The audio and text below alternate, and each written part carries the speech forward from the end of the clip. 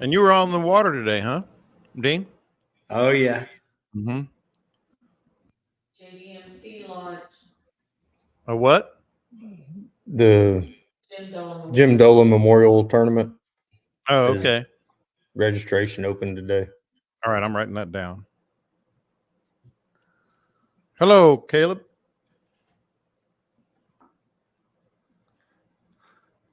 Okay. Hold on a second.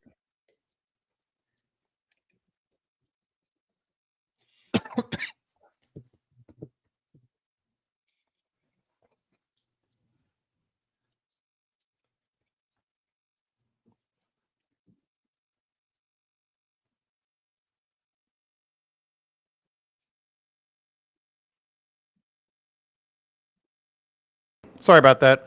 I got my son and daughter-in-law coming over to spend the night. We got power. We're good to go. Dang, you got electricity? I got. I know. We're usually the ones Damn. without power. Caleb, looks like you got power. Dude, I played Xbox and watched the news on internet TV all night. And then for whatever reason, at 2:00 yesterday afternoon, my internet cut off. So my whole excitement is Casey's selling shit on Facebook Marketplace, and he ain't smart enough to sniff out these curry smelling sons of bitches that keep trying to scam.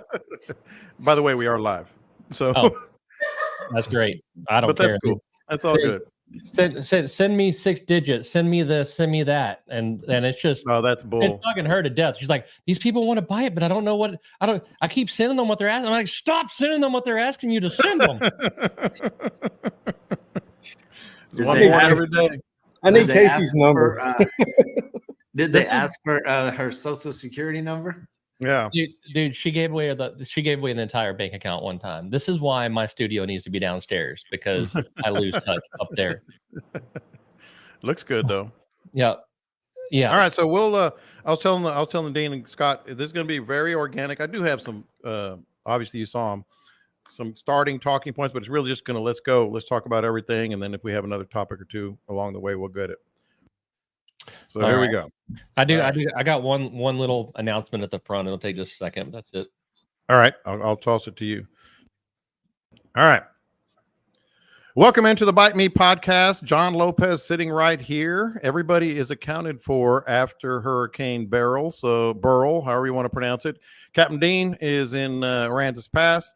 Captain Scott is in Port O'Connor. Captain Caleb is in, well, I guess technically Needville, but you got the Middle Coast, Matagorda, all on lockdown. So we're going to talk about Hurricane Beryl, everything that you can imagine, observations, thoughts, prospects, and we'll just go down the list here because we got so many listeners across the country and certainly along the Gulf Coast that want to know more, want to know what's been happening, and we got the right people for you. They are connected.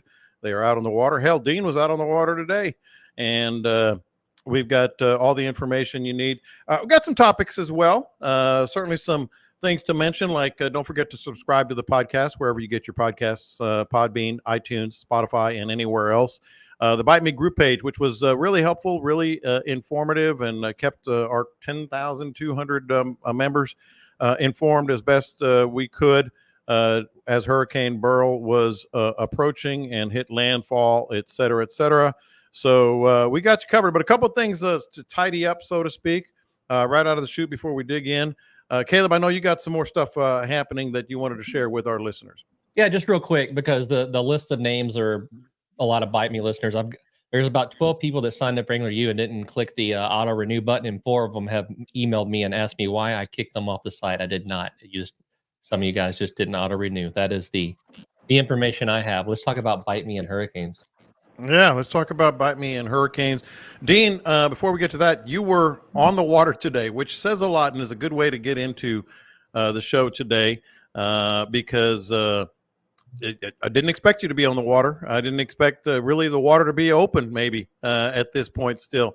But things changed quickly. Take us through the day, and then you and I had a series of conversations and texts on Saturday that was quite interesting. Well, everything got canceled. I mean, all the trips for this week, the weatherman freaked everybody out, and so might as well go fishing. Not a single boat on the water but us today. boat ramp, 0. And yeah, and I don't know if y'all saw this, but the Coast Guard closed the waterways. In other words, you can't go out. Ludicrous. And I've said this before.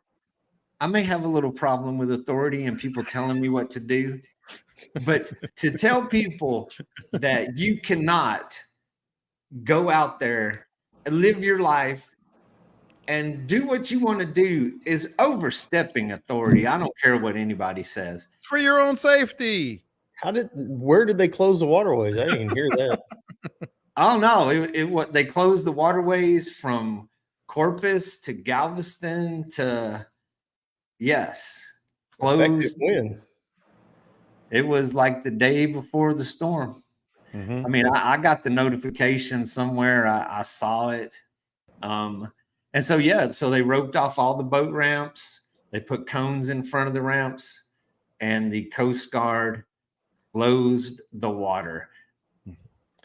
When you have numbers like that on your emails, texts, and calls, you don't even see those notifications of closures. Therefore, hold on. I mean, quite a frustrating week of watching the forecasters and with this stupid line that's pointed at Tampico, Mexico, then it's pointed at Brownsville, then it's pointed at Corpus Christi, and then it's pointed at Port O'Connor, when it is clearly not going in that direction. For 4,000 miles, we're watching this thing go straight ass north, but they keep freaking people out and pointing the line everywhere it's not going. Ludicrous.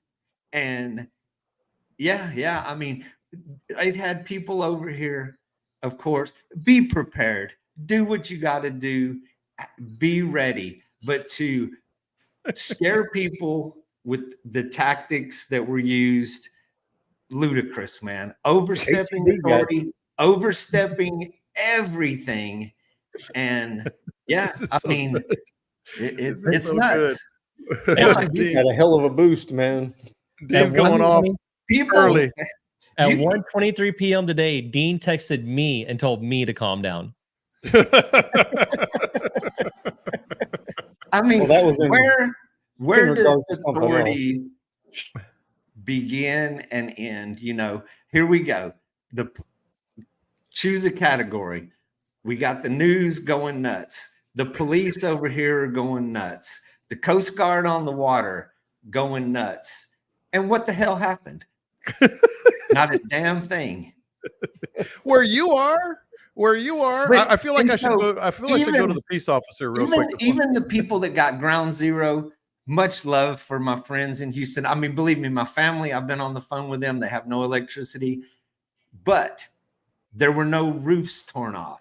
There were no houses demolished. There were a few. Yes, there were a few. Some shingles, whatever. I just drove through it. Okay, so I want to get back to Dean because fired up Dean is the best Dean. But I feel like I need to go to the retired peace officer here. Well, we got Mr. Policeman over here. He's on the other side of the. Scott, they were doing it, quote unquote, because there are so many dummies out there. Am I wrong on that? Yeah, I mean, it's hard to legislate stupidity. You know, I mean, but look, if you choose to go out there and challenge the weather, it's your choice. Well, you know? the only problem with that is like with the evacuations and everything else. People say, I'm not going to evacuate. And then things get real and get real shitty, and then they want help. And then that puts all the first responders in a bad spot because you got to go help. Mm-hmm. Look, man, the first responders are there for the juice. They love it. They can't wait for that call to come. No. They can't wait to go diving in. Yeah, that's what they live for. The firemen are up there doing push-ups and set-ups just for that day that they can go charging in to danger. It's what they live for. And look, I lived through ground zero Hurricane Harvey. I can tell you how it works, but And my whole life I've lived on the coast and I've watched every hurricane that travels up, and I've watched the drama that takes place with the news media and that. And we watched the line. So there was a graphic that I saw the day after the storm, and they showed. So at 4 a.m. they updated the path. They showed. Let's see what is today. We're here at Tuesday, so maybe it was like Thursday. They showed at 4 a.m. Boom, the line was Tampico. 4 a.m. the next day, it was here. 4 a.m. They had this hard left turn, and you could plainly see that for 4,000 miles, the thing was going the other direction. And hold on, who told you that last Tuesday? That would have been one Captain Scott Knoll. Yeah, we're gonna start calling him Old Man Summer. Yeah, I mean, and I that told y'all where it was going. Yeah. so all of the drama that took place in this town canceled. I mean, look at the people that canceled trips. Every hotel shut down, boarded up as the storm was passing us by. So I don't know. People have to use some common sense that you can't just follow what they tell you. Here's the thing, though. Here's the thing. I was talking about this. I actually tweeted this. They should have just called this hurricane, instead of Beryl, they should have called it Wife at a Restaurant. Hurricane Wife at a Restaurant. And here's why. Because Hurricane Beryl, like your wife at a restaurant, said, you know what? She started out saying, I think I'll have the Yucatan. I think I want the Yucatan. Well, wait a minute. No, wait a minute. I think I want northern Mexico instead. And you're sitting there with the glazed look over your face, knowing what's coming next. She goes, maybe I want Brownsville. I think I want a Brownsville. Yeah, I'm going to go Brownsville. Hold on. Before we order, waiter's already there. Rockport sounds good. Let's go to Rockport and Aransas Pass. But you know what? So does Port Lavaca. Do you want to split it? You want to split Port Lavaca? You know what? I'll just have what I always have. I'm going to have Houston. I mean, it was like your wife at a restaurant, this hurricane. Just like every city was in the path, in the line of getting ordered, and then it ended up in Houston. Of course it ended up in Houston. And so I have another. Here's a question for Scott. So with all of the boarding up, sandbags, and all the things that took place, were they telling the people in Houston to get sandbags? Were they telling people? Were there warnings in Houston leading up to this? Okay, today, my sister, she's sitting in gridlock up in the Woodlands. It's madness. It's chaos from people filling up gas cans. There's no propane to be found. The lines are, she said, I talked to her for like an hour and she did not move 1 foot on Rayford Road. It was complete and total madness. So why didn't the warnings go out to the nice folks in Houston, Texas? Well, there was a couple of forecasters that were getting it right. But that's just the way it is. A couple of them were getting it right and a bunch of them were getting it wrong. Should have listened to Scott. So I got Scott on my webinar this week for one simple reason. A week ago, this dude sent me a screenshot of some sort of satellite picture. It had 2 pink clouds on it. And I was able to look at it and go, man, those pink clouds are pointing that right at my house. Yeah. And we canceled a trip to Louisiana. No, it's coming here. And it was high. Scott was looking at the high pressure ridges, and it funneled it right to us. And yeah, how'd you make out, by the way? It wasn't that hard to figure out. That's what I don't understand about all the computer stuff and all that predictions and everything. I'm no meteorologist. I sat here and looked at what was coming and how it was setting up, where the high pressure was going and where the low pressure was coming from. And it just seemed clear as day to me. And I told them Matagorda. Mm-hmm. It looks like Matagorda to Freeport. Yep. And that's what it was. Lowry called Port O'Connor a week ago. He texted me and said, it's coming to Port O'Connor. It's simple. It's simple. Mm-hmm. And we're the same way with fishing. Look at simple stuff, make it simple. And then certain people like to get on the internet and say that we're full of crap, and it's just infotainment. I think it was called, Scott. I think we were called infotainment. Yeah. Dude, keep it simple. Look at it. call Scott, see where the big pink clouds are at. That's all you got to do. Well, let me go back to Caleb real quick because obviously, Sergeant, my wife, Dude, Sergeant took it bad. bad. I Did you texted see- Nick. I did you see texted the Captain video Nick. I I sent still haven't you? heard back from him. I'm assuming he's dead. I don't know. I still haven't heard back from Captain Nick. Well, did you see the video I sent you? Yes. There's a guy that he storm chases out of Florida Mhm. in Mike's weather page, and he came over and he nailed it too. I mean, he drove straight to Sergeant, flew into Houston, rented a vehicle, got it all rigged out with his Wi-Fi and everything, and drove down there and rode it out in Sergeant. And he shot some videos that were just unbelievable. Yeah, I saw that. But Caleb, you're down there a lot, East Matagorda, West Matagorda. What let's get some information before we get into some of the things that this is going to all mean, especially with the ecosystem, the way things are changing, etc. Before ahead, we do Scott. that, right before we do that, what was your conversation with Jan? Oh yes. I don't even want to say this because I kept my trailer in Sergeant because I love fishing there so much. I want to get it right, but because I did quote her when I sent it to you. But so basically, I told her, well, Sergeant is a mess. Sergeant got the hell kicked out of it, and Jan told me, how can they tell a difference? She goes, how can they tell the difference? I said, come on now. We had our place down there for a few years. But it is an old fishing community. Caleb, what'd you see? What are you hearing down there, man? Man, all you gotta do is follow Michael Quebec on Facebook. You'll see everything you need to see from that pool. Big surge in, big surge out.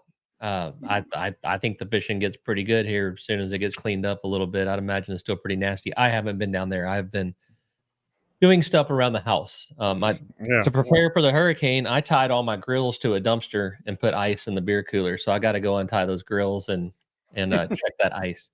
Yeah. But man, there's the boat. Some of the older, shoddier stuff is pretty level down there in Sargent and Matagorda, the old boat sheds and all that kind of stuff. Fishing wise, I was talking about this week. Other people, I smoked redfish after Ike.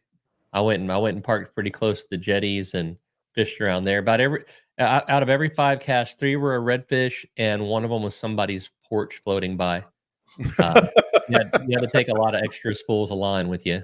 So there's no stopping that. It don't stop. Yeah.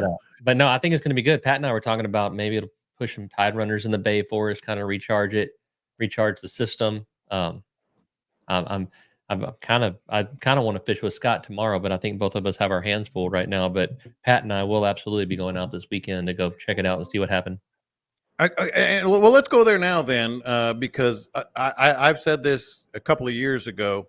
The best trout fishing I've ever seen was after a hurricane, when the waters came up and everything was mixed around and turned upside down, and all the oyster shells were covered. I believe it was Alicia. Did Alicia I know it hit here, but then there were tides come up real high, Scott, on Alicia in Alicia 01. was Galveston. Alicia came right up 45. Yeah, I mean, right straight up the Gulf Freeway. I think it was Alicia because it was just nonstop monster trout in the East Matagorda Bay the day after, a couple of days after, whatever it was. So let's start there, Scott. I mean, we're going to get into what to expect here in terms of what now and what areas might be best for fishing, and then we're going to get into some of the longer term effects because these hurricanes do change the dynamic of our ecosystem and our bay system. So go ahead, Scott. I drove over. I ran to Alvin yesterday and back today. Helped my mom and dad out with all their storm debris mess. Going over the various bodies of water, they were all pretty dirty. Which to be expected. We had here in Port O'Connor, we had roughly 4.5 foot tidal surge that went all the way to the back. I looked, I kept an eye on it. It went all the way to the upper end of Port Lavaca and Lavaca Bay, and then it fell out. And I watched it fall out over a 2.5 hour period. It fell back below zero. So that's going to mess the water up. We're not used to that kind of tide movement. You know, places like Florida, they can have a big tide, 3 or 4 foot of tide, and the water stays clear because it does it all the time. Mhm. Ours isn't going to do that. It stirs everything up. So it'll be muddy and off color for a few days, but we didn't get that much rain here. Obviously, my Yeah. pond is suffering, and we got maybe an inch in Port O'Connor area. I think Port O'Connor caught a little more than I did just down the road. Mhm. But as far as the bay getting fresh and all that, I don't see that happening. I did go over the Brazos and the Colorado, and they were running real high. Mhm. The Colorado was pushing it pretty hard, and there was a lot of water everywhere that I went through Bay City in that area. So I would imagine the Colorado is going to run dirty for a good bit. The Brazos is definitely dirty. It was up close to the top of the bridge or the bottom of the bridge, and it was Yeah. just it looked like the muddy Mississippi come rolling through there with trees and all kind of stuff in it. So Mhm. there's going to be a lot of fresh water, a lot of dirty water coming out through the mouths of those and into the bays and the Gulf. We'll see, how quick all that clears up. But I expect my water to clear up pretty good. I've been out there before behind storms on the beachfront and looked at it, and it was perfectly clear behind a small storm. Mhm. And we had one 3 or 4 years ago came right up between the jetties. I literally tracked between the jetties at Port O'Connor. I was out a few days later, the water was perfectly clear. Following Harvey, the water was dirty for weeks. Yeah. But that was a factor of the Colorado running hard and running out through Matagorda Bay and out through our jetties. So Mhm. it's kind of hard to tell exactly where we're going to be. I'm going to go out there and poke around, ride around, and see what my tarpon were like. That's what I did all night. I sat there and wondered, I wonder if my tarpon are thinking about me. I'm thinking about them. Of course they were. Of course they were. So before I get to Caleb, because Caleb, I'm going to ask you like what we can expect down in Matagorda, East Matagorda, a little, your primary area that you've been fishing for years.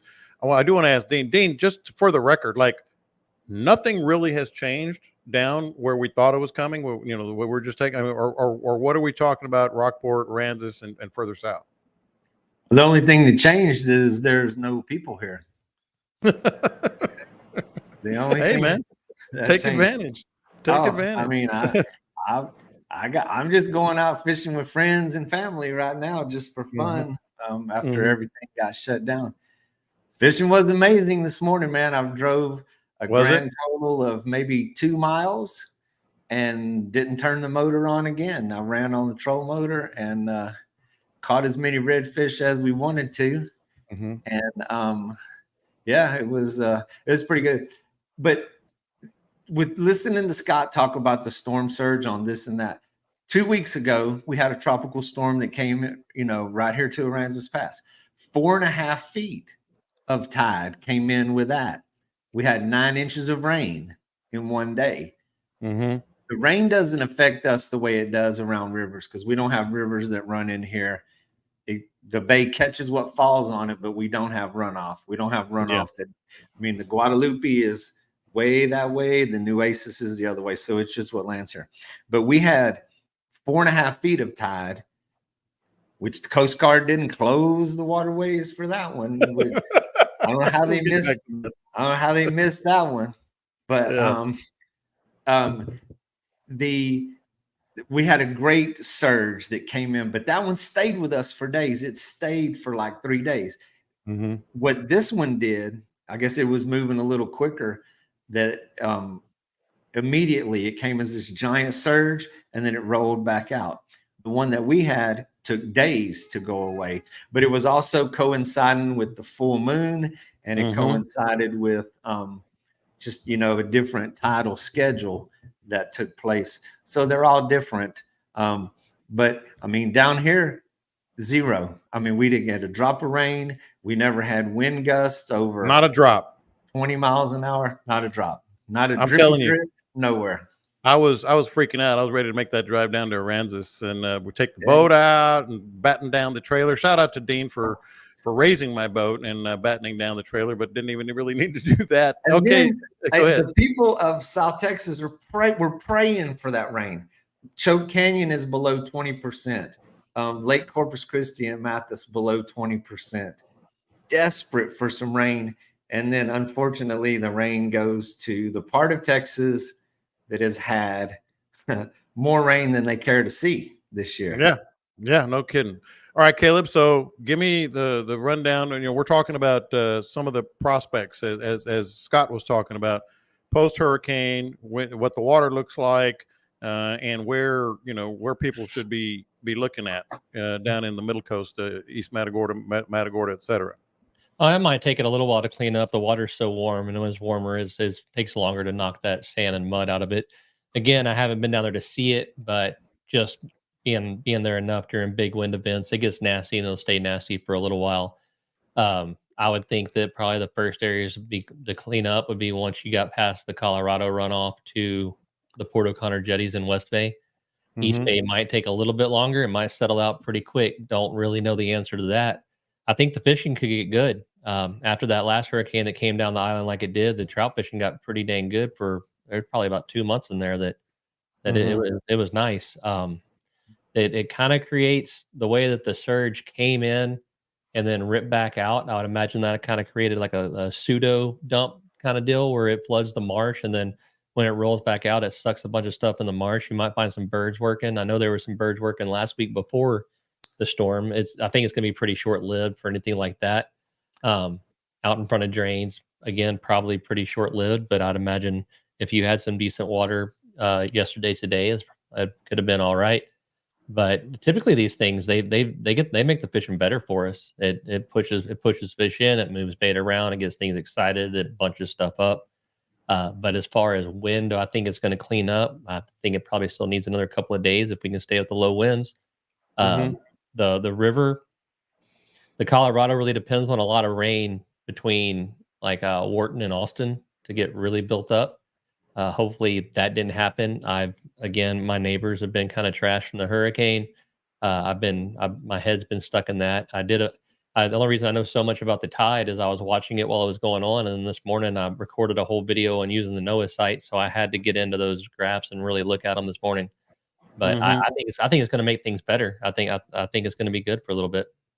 So has The one anybody thing- seen go ahead. any actual pictures of Matagorda of the town?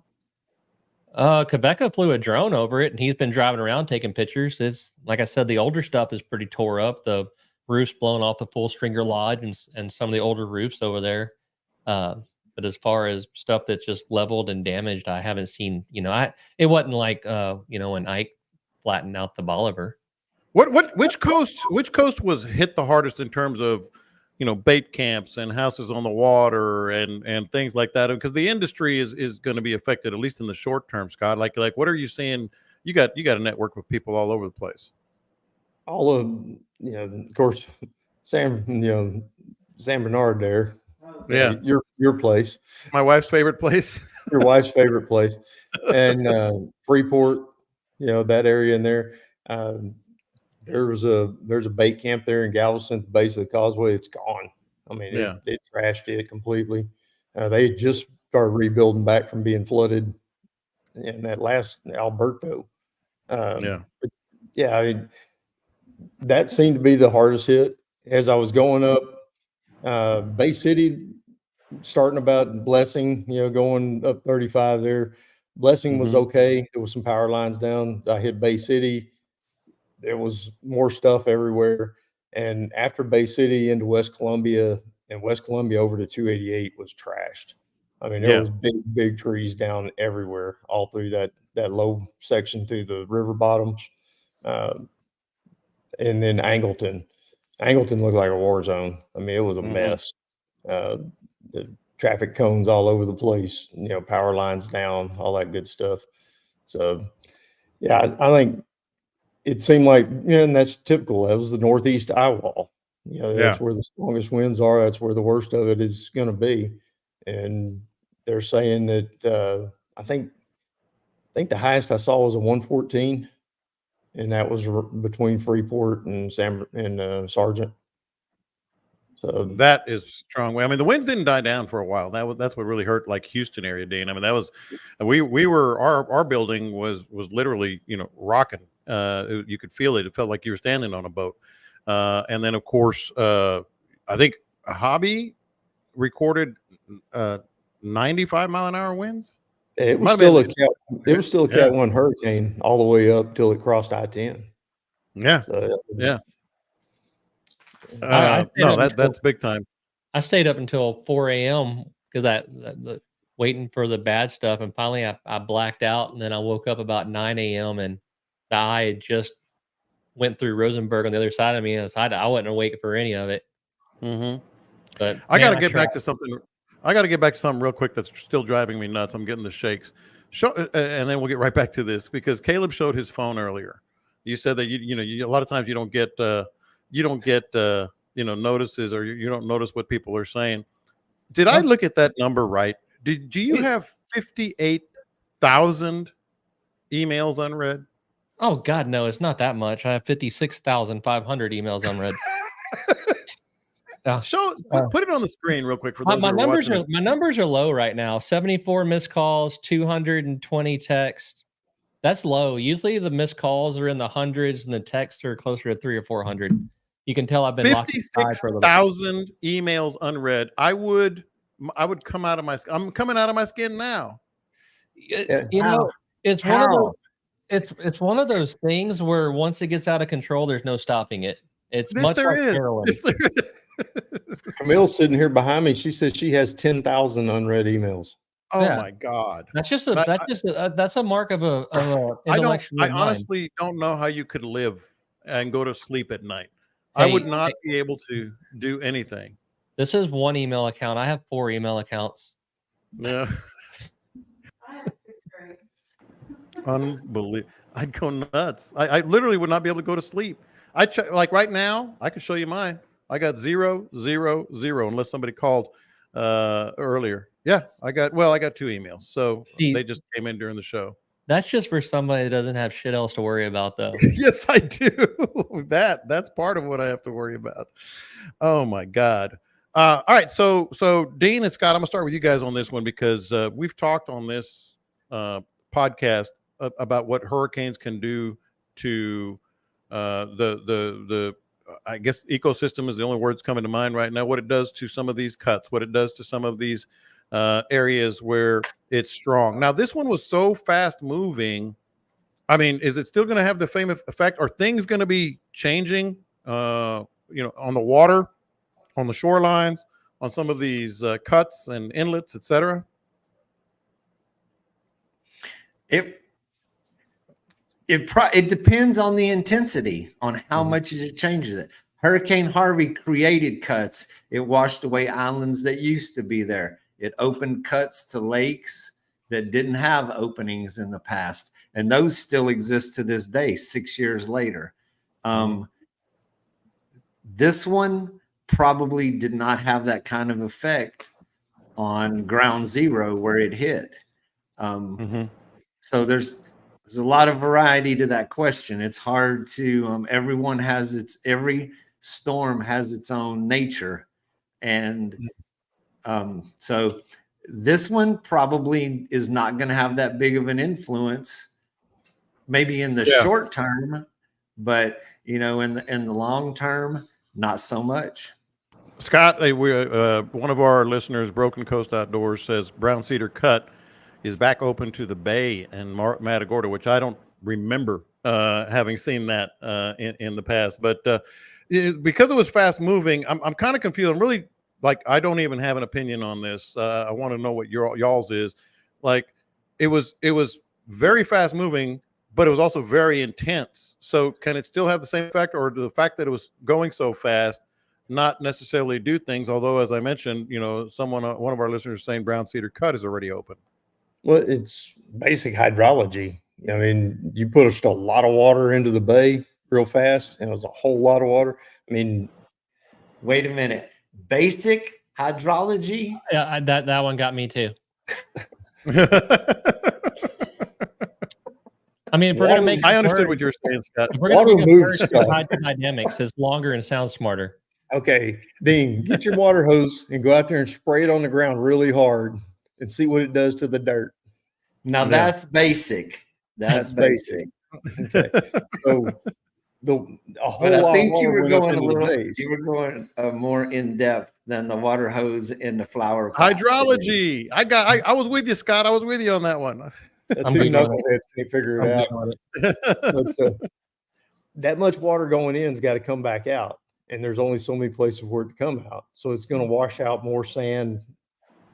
I mean, after Harvey, it created some holes out around our jetties that a couple of them are still there that were Mhm. 110 feet deep. I mean, where it had been 50 feet before. Yeah. And, the holes, some of them are filling in somewhat, but they're still 80, 90 feet deep. Yeah. It opened up a whole brand new cut where Sunday Beach used to be. It was 20-foot tall sand dunes, and then it was a 8-foot deep cut, 50 yards wide. Yeah. So that water's got to go out somewhere, and the water's going to push, and it's going to cut it through and make its own way. And so, So does yes, drive the all short brown answer sand. is yes, it could have affected things. Yeah, but then it also, like that big cut at Sunday Beach, also closed up within about 2 years. Yeah. So nature's gonna do nature, and Mhm. it didn't want to cut there, so we just sanded it right back up. Yeah, well, we've got two other cuts. We've got Pascavallo and we got the jetties. Yeah. So the typical water flow goes in and out of those, and then that slows down the water flow for the other. It allows it to sand up. But as soon as you get another storm, it could open it back up again. All right. So first off, everybody that made fun of me for making up the word hydrodynamics can suck it, because it turns out it's a very real word. Yes, Mhm. it And is. it means studying the force that water does on things. Hydrology is a scientific study of the movement, distribution, and management of water on Earth. And then Yeah. it says and other. I don't. I mean, I don't know. I'm not clicking on and other. But yeah, both words sound smart and apply here. I think I'm hoping that it opened up the San Bernard. That sandbar in the mouth of San Bernard has been the bane of my red fishing existence for a good while now. May well have, to be honest, right? Well, I mean, storms depends on which way they're going. They close cuts and they open cuts, and you just never know until after it's passed. I'm waiting. There's always somebody that comes out here and flies a drone over Sunday Beach, Mhm. Fish Pond, J Hook, all that area right in there. They'll go out there and fly a drone and see what's new, see what the new cuts are, and it'll be interesting to see. I wouldn't go running real fast through Pascavallo and places like that. San Yeah. Luis Pass. I wouldn't be running through San Luis Pass thinking that you know where everything is, because it's all moved. That's what I was going to ask you, Dean. Like, let's help our listeners, as we always try to do. What's your approach? What would you recommend to our approach? Not our area down there, but like the areas that were hard hit and clearly water was moving a lot. If you get back on the water, when you get back on the water, what's your approach? Well, I mean, you got to go slow, wait for a low tide where you can see things. And there are areas like that where the sand shifts dramatically in a short time.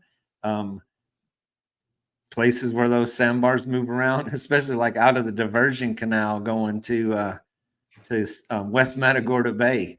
I mean, that there's probably going to be some trees in there, and every sandbar got moved around, which Caleb could probably comment on that better than me. But I mean, left a boat there for 8 hours last time I ran it after a hurricane.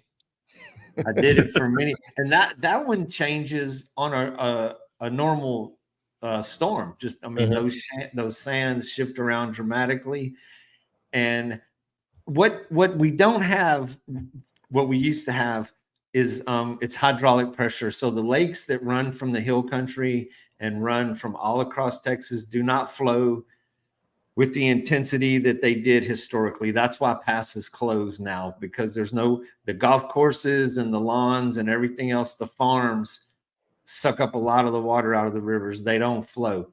Rio Grande's gone dry at the mouth of it at times. So the fact that all of that water does not run into the bay, the shifting sands of time along the coast moves it around, and it does not keep it cleaned out the way it would in the past. So yeah, be careful, go slow, wait for a low tide. You can't go charging into that stuff where you probably thought you could. We learned that lesson, after Harvey here. And then it took, 6 months for everything to become consistent again. And you kind of relearn a lot of areas. So if we could get everybody in Waco to water their yards for the next couple of weeks, that'd be great. Thank you. Yes. Get that water moving. Yeah, Mhm. get that water moving. No doubt. What about, okay, so this is a very basic question, and we've all said and shared experiences of catching some really good fish after a hurricane. So, but it does beg the question of how does it affect fish? Why is this happening? Where would it be best guesses or theories, Caleb, of like what the fish are doing? I mean, a hurricane, I mean, they're still in the water, but they're in turbulent water. The tide's moving, they're moving, bait's up on all kinds of different things. How does it actually affect fish? Well, I mean, if I had to guess, it'd be something like this. What the hell was that? Yeah. Why is it so loud? And now Why they're is going to it go so loud up there? Yeah. and now, yeah. Who are all these new people? I mean, yes, there sure are a lot of boats up there. Sure. Yeah, it's making a lot of noise. What a racket! I mean, I'm of no use. Well, I mean, damn, John, why would you ask me a question like that? If you need a scientific answer, you have to I was going to get to Scott eventually. Okay, here's say my hydrology. thoughts on the matter. Here's Caitlin. I think it's mostly hydraulic pressure and hydraulic dynamics playing into the hydrology. You're the only one that ain't come up with a hydra something yet. The thing that gets me thinking, because I like to think, well, maybe it pushed some fish back and everything. The tide was low before the storm hit. It was low, like a foot low, and then the storm hit and it rose, 4 feet in areas, 5 feet in areas, or whatever. And then over the course of 4 hours, it ripped back out to the point that I've got pictures of the side of the river where there's mud showing like a winter tide. So I would like to think it maybe pushed some fish back in the back, but then they would have had to come right back out with it, right? I do think that it probably pushed a bunch of bait into the bay, brought fish and bait from the surf into the bay. I think it kind of scrambled things up, but I think it did it in a good way that's going to be refreshing to the fishery. I really do. I think the fishing is going to be pretty stinking good here for a little bit. Then I agree. Then we'll screw it up again. But for a while, it's going to be okay. Yeah, we'll screw it up. But Scott, that's what I was kind of getting at too. What he just alluded to there, the tide, the fish, the so-called tide runners. And my theory, and shoot it down, feel free to shoot it down, has always been like, depends on how long the tide is high over some of these bay systems with shell and hard bottom, like reef type stuff. Because once it's covered along all that stuff that has been exposed for, years, months, whatever, gets kind of turned up and turned upside down and attracts the bait that has been blown into the bay. And so I think I've always thought that that's what does it. Like just the basic stuff of what's been covered by water and how long it's been covered by water and the bait rolling over it. I think a whole lot of it is just like a good flushing, and you get cooler water, coming in. I watched the water temperatures drop considerably during this. A lot more oxygen. The wind drives oxygen. Hell, 110 miles an hour is going to drive a lot of oxygen. So I think he just kind of refreshes things. Usually these bigger storms happen, later than this. This is the earliest we've ever had one like that. And so usually it's when it's really hot in the summertime and you get a refresh. You get a kind of a do-over for springtime. Yeah. One of the things that was interesting after Ike, that fall, late summer and fall after Ike, we were finding bull reds way back in the marsh. I mean, I'm talking, 35 to 40-inch fish were prowling around in places where we'd normally catch, rat reds and slot fish. Yeah. It made it pretty interesting. There was one big school of them that kept moving around in greens, and I'd get on them every now and then. And then as the fall went on, there was just singles, kind of scattered around. It just up and surprise you. Yeah. we had caught one on old Radney Foster caught one with me on fly rod. It was just prowling around way in the far back end of greens, and had no idea, hadn't seen one for a little bit. And it was big old, looked like a big black drum. When you see big black drum in the shallows, and I thought it was that. And then it turned sideways. I said, that's a redfish. Yeah. We can get that one. And so we managed to catch it. But Yeah. Saw a 4-foot alligator gar out there on the rocks by Ransom Island yesterday. I don't know if that had anything to do with the hurricane, but it happened. Oh, how long have y'all experienced fish that's being? why they closed all the water, man. Yeah, because of the alligator gar. Wait, How long? yeah, How long are fish displaced by this? Because once the bait gets in there, and it's going to be a while, right? Like Caleb was talking about, could be, a couple of weeks, maybe a month or more. I doubt it. I mean, I don't think well, they'll be an interesting they question got is, to eat. what does it do to the bait fish? If you want to know where the fish are going and where are the bait fish, I mean, the big fish are going to follow the little fish. So that big giant flush of water, those the bait fish cannot swim those kind of currents, so they get swept around. Everything that was where it was before the storm is not. It's going to be very unpredictable. And maybe that stirring those bait fish is what spurs the game fish to find them maybe confused, and then they get into a nice little feeding frenzy. Hey, I see what you did there. A little feeding frenzy. Yeah, that's coming September 21st. And so what about shrimp? Any of y'all have ideas on how the shrimp and the hatches are going to be affected? Shrimp season opens on July 15th, and there's going to be a lot of table shrimp available at your local bait houses. Okay. Well, but will there be a lot? So the shrimp, Scott, not really affected. They'll just keep on keeping on. Yeah, I mean, it was time for them to move out of the bays, and Parks and Wildlife does samplings out on the beachfront. And when they get to a certain size, they'll set the season to open. It's usually July 1st. Yeah. Apparently, they were a little behind this year, so it's July 15th. I'm kind of looking forward to that. I want to see some shrimp boats prowling up and down the beachfront, so I can go get behind them. That play helps a little you. bit. That helps makes you. it fun. Yeah. So Caleb, if you if you want to go fish, you got some time off, you're going to take some days off. The hurricane today is Tuesday. Hurricane hit yesterday morning early. What you were talking about, Colorado being dirty, some of the waterways being dirty. When would you go fishing? I mean, when I could. The winds have been pretty low around my house, which I'd assume that means they've been pretty low down south. I saw like a south wind at 10 this morning looking at the NOAA sites. Man, I think East Bay will start streaking up. It might be now, might be tomorrow, but I mean, just go out there and go. You'll find something. You'll find something. You find some green water with some bait in it. I got a feeling it's going to be good. Yeah. Our Scott, tide is up. Our tide is up crazy. Well, I mean, our tide is up good right now.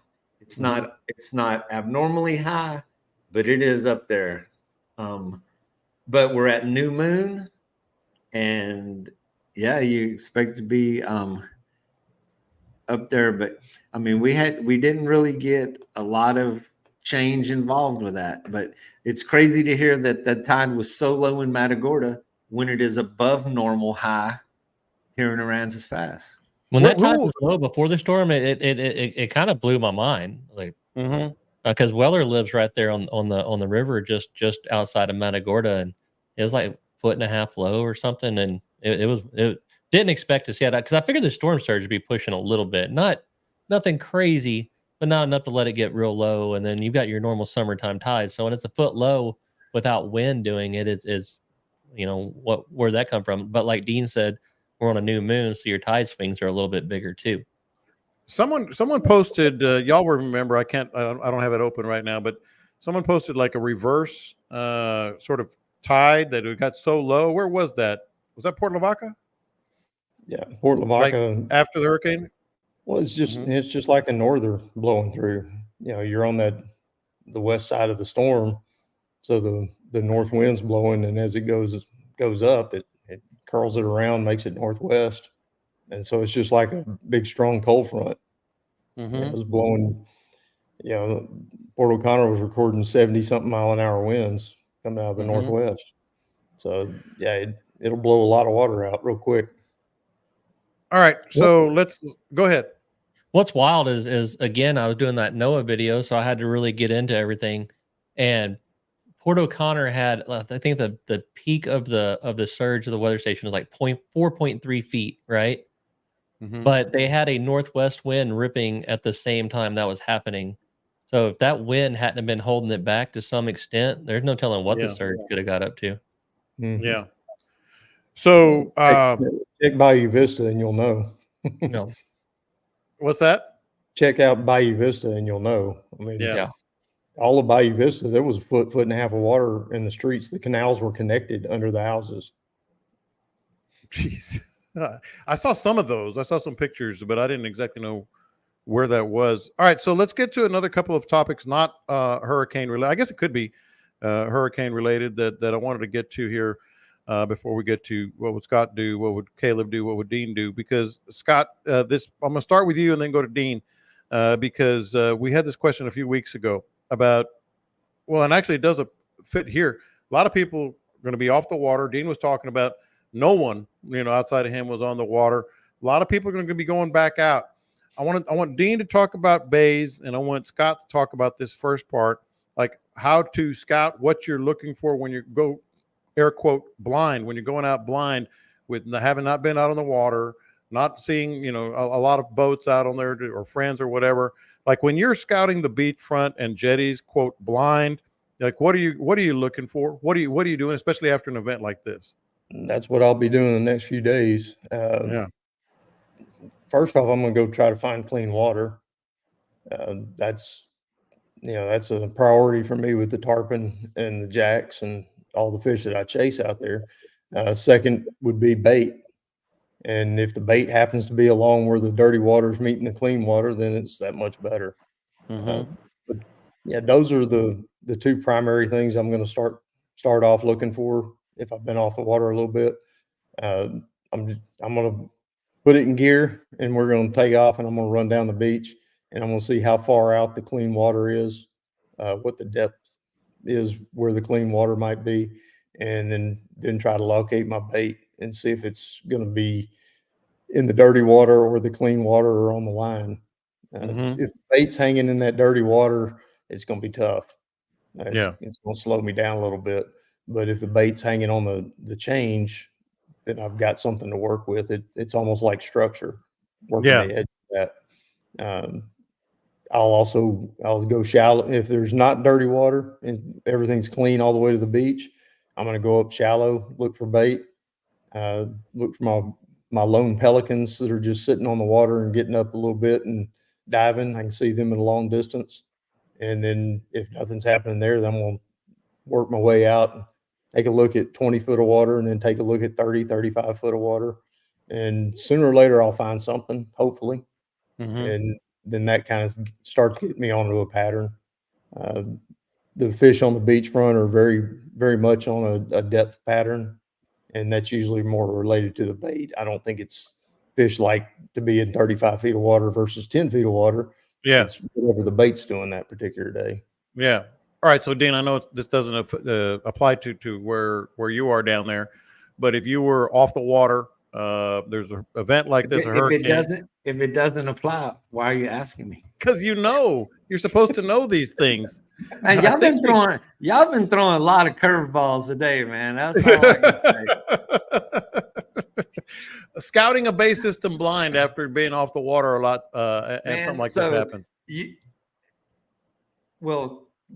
got to look at what season it is. I mean, each one of those seasons has a different approach. Right now, it's very hot. Water temperature here is like 87, 88 degrees. The normal routine of doing that is you're going to hit the shallows early, as shallow as possible, spend 1 or 2 hours on the flats, looking through that. And then you go to deeper water, you go to the edges. And if the wind is favorable, you can manage the boat on those edges. And that's been pretty much my routine around here for the last week. And as we go further in the summer, you just kind of follow that routine.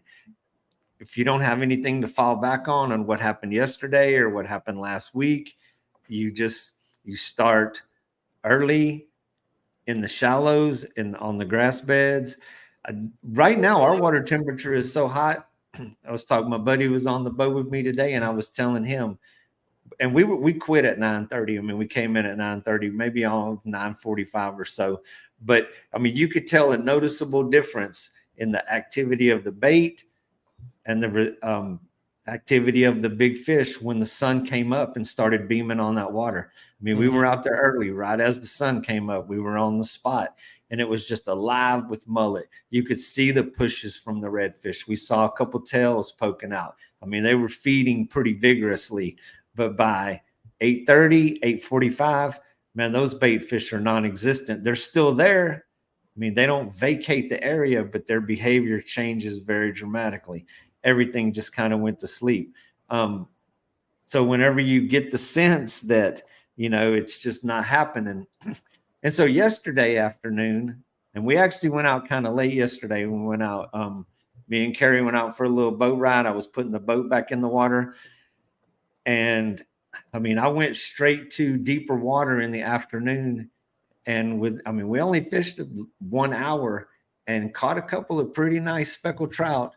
Out on the outside of the islands in like 4 to 6 feet of water. And even then, after we caught those trout, and I was just looking around just to prove a point. I mean, I wasn't trying to find fish and going to sit there for 3 or 4 hours and work them over. It's like, okay, there was some trout here. I said, let's go take a look at the flats. We hit about 3 or 4 different spots on the flats, and there was 0 results. I mean, I was just trying to prove a point. And yeah, I mean, that it was a typical summertime kind of thing. No effects of the hurricane, no tide. Early morning, go shallow, but you can't stick with that all day right now. I don't know. Does that answer the question? I'm kind of worried that. Yes, it does. Absolutely, it does. You're I kind of got What was the question? sidetracked. I got sidetracked in the middle there for a minute. Yeah. Tell us again how you feel about them shutting down the bays. Ludicrous. Ludicrous. Overstepping authority. Yes. And Man, I'm a little worried. Dean was the barrel of the podcast, man. It was all over the place. Absolutely. So I'm distraught. here's the other thing about this hurricane that's, I guess, unnerving. You shouldn't play scared. I always say that in my other job. Don't play scared. But dude, it's July 9th, and we've already had a pretty significant hurricane. I mean, the odds are pretty damn good that our listeners somewhere, you know what I mean? Way. Everybody's got their sandbags. Don't throw your sandbags away. Get 6 more the next time it happens, and then you're ready. Yeah, again, get a generator. Caleb, so one more thing here before we get to what would Scott do, what would Caleb do, what would Dean do? Because you were talking about, you know, where you would go out. The fishing should be better. You think it's going to be good. I love it. But where are you starting when it's, because we had a question on the comments, like, do y'all prefer, you know, shell, sand, mud, whatever? And you answered it just for full clarity here. You said depends on the season, et cetera, et cetera. But right now, you know, post hurricane, if you're on a base system, predominantly shell or predominantly mud and sand or whatever, where are you starting in terms of like the what you're going to be fishing over? Probably sand and grass if I had my pick.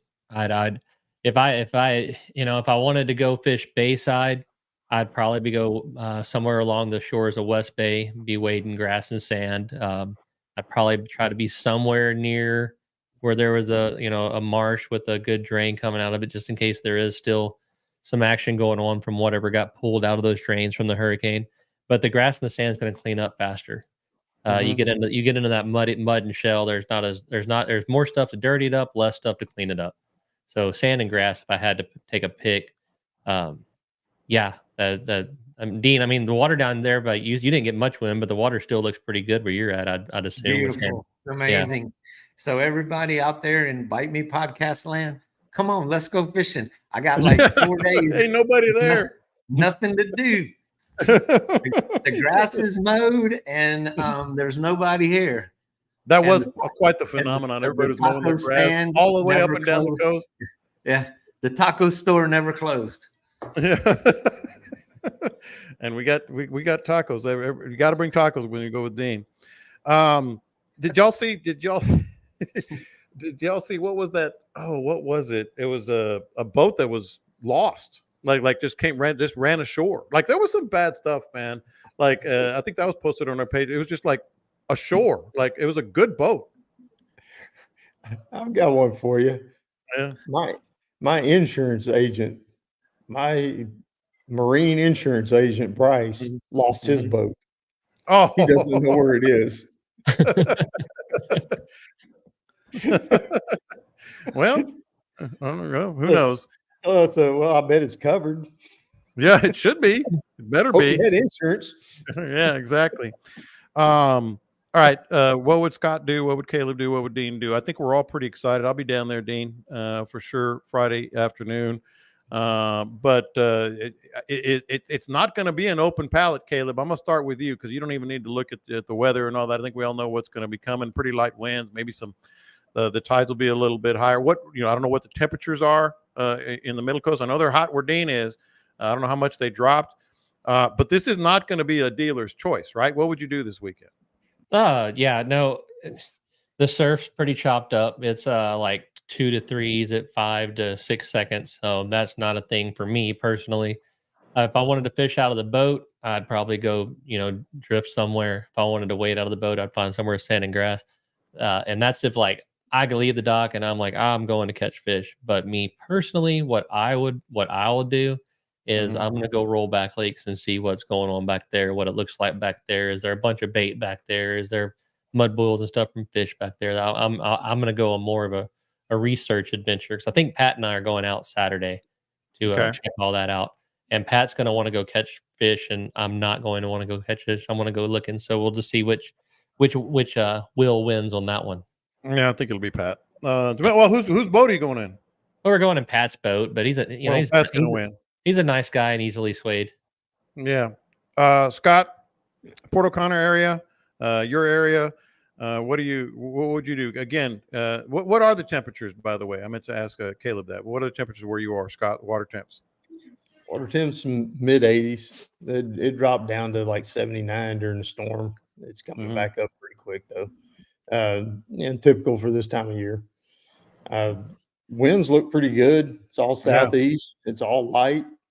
You could go drift fishing. You could go wading on any of the shorelines. I imagine like we've been talking about, we got a lot of good water movement. Move some bait around. Go find you some slicks popping along the shoreline if you want to go trout fishing. Everything I'm hearing from everybody that trout fishes is that it's been pretty good here lately. Redfish, I haven't gotten back there in the marsh to go look at them since the storm, but with the lower tides, they're finally sucking them back out of the trees for me, and should be able to find some reds pretty easy if you go poling. I've got a buddy coming down, and he wants to go out and hit the beachfront. And like Caleb said, I don't know why it's choppy, but it's showing it's going to be kind of choppy. It's less than, it's 10 miles an hour, but it's showing 2s and 2.5s at 5 seconds, which is kind of up and down. That's pretty, yeah, it's a little choppy. That's pretty choppy. I think they're going to be, I don't know, I'm no weatherman, but I think they're going to be wrong on that. If the winds are going to stay down all week, I don't see how it could be that choppy. But a little windy, I think they're a Friday morning maybe, but that's about it. It's a little bit, but it's less than 10. Nothing crazy. I say that I'm looking at it just refreshed. It's 11. So I'm not really all that concerned about it. I should be able to see any tarpon rolling for a quarter mile. There shouldn't be any wind chop on the water. So hopefully I can go out there and we can find some stuff. He's a damn good fly fisherman, so he wants a little tarpon on the fly. So there we go. We'll see what happens. There we go. And Dean, you're not going to be doing anything but waiting for someone to come and want to go fishing with you. Me standing on the corner with my fishing poles and a bag of tacos. And we'll fish for tacos. We'll fish for tacos. And No, man, I gotta I got a few ideas. I go out, shoot some videos, make Caleb happy, get him a little content for his thing. So, I mean, I'm going to make use of my free time. Definitely going fishing. I might, start shifting gears to go straight to those drop-offs early morning, straight to speckled trout. Mm-hmm. If the redfish, if the temperature is just going to keep climbing, 100 whatever degrees it is outside, Just do what it tells you to do. and we get stuck, in these just summer. And if the wind would quit, of course, it's kingfish time. But Yeah. all we need is a break in the wind. And looking at the forecast, tomorrow is going to be really, really low in the morning, but it hadn't really settled down enough to do that. And then the wind comes up a little bit for the rest of the week. I am bringing my kingfish rods down this weekend. Yeah, I'll keep them down there, might, just in case. And if you want to get adventurous and you don't mind getting your feet wet, you take a wave over the bow every once in a while. But yeah, that ain't gonna play with my wife. She likes it still, nice and rolling, nice and easy. If you want a little adventure in your life, I don't know if the Coast Guard catches you out there doing that, they might shut you down though. If you step out of line. Yeah. Oh, by the way, some people might be looking for a roof. Caleb, you know anybody? I do, but everybody's gonna call their brothers, cousin-in-laws, sisters, boyfriends, dealer from college that they know. But they could call you if they wanted. They could absolutely call me if they want. I happen to have a little bit of experience in the matter. A little bit. And Scott, today's a big day for a very important project that we all have been involved in. Yeah, the registration is open for the Jim Dolan Memorial kayak fishing tournament. You can go to Heroes on the Water and get all the information you need on their site, heroesonthewater.org, and get registered. It's a fun little tournament. It's no big pressure. We keep it fun, keep it light, and some good prizes, and just it's more about bragging rights. Mm-hmm. All right. So, and Dean, you'll have your pole and your tacos. So we'll be good to go. What day are you? By the way, here? I'll be there Friday afternoon. Friday afternoon, and then I'll fish Saturday and Sunday. Camille just reminded me of something that was pretty cool with Heroes on the Water. Mm-hmm. She had a guy call her from Maryland who's a avid listener and heard about Heroes on the Water through the podcast, and is now going to start a new chapter up there. How about that? That's pretty cool. Sweet. That's very cool. All right. So we really appreciate it. I thought this was a very important type. It wasn't quite a variety of topics as we like to do. It was one topic and various levels on it, but very important. I really expect it's going to turn on. I've had a lot of good experiences after hurricanes, except for the hurricane part. It's really pretty cool. If it wasn't for homes displaced and power outages, I'd ask for a hurricane every week. But other than that, it's been pretty cool. You guys are awesome. Don't forget to book them. They do book up quickly, contrary to what Dean was kidding about. But book our guys. You can reach them on all their social media, and don't forget to subscribe to this podcast. It's been blowing and going. We got the feeding frenzy coming up. Got a big announcement. Several big announcements, but one more coming down the pike probably next week or so regarding the feeding frenzy. The Bite Me group page. You can join us there, and it's a terrific community as this hurricane showed everyone, as everyone was involved and informing each other, et cetera, et cetera. But you guys have a good time, man. I'm going to be out there. I'm really excited to get out there and fish again. You guys be safe. Catch them up. We will talk to you next time. The views expressed by Jan Lopez regarding Sergeant or hers and hers alone, not those of the Bite Me crew. Go ahead, Caleb. Go ahead. If you'd have said that the hurricane was like your wife because not because she couldn't figure out where to eat, but because she was rough and assertive, I might have been thinking about flirting with your wife.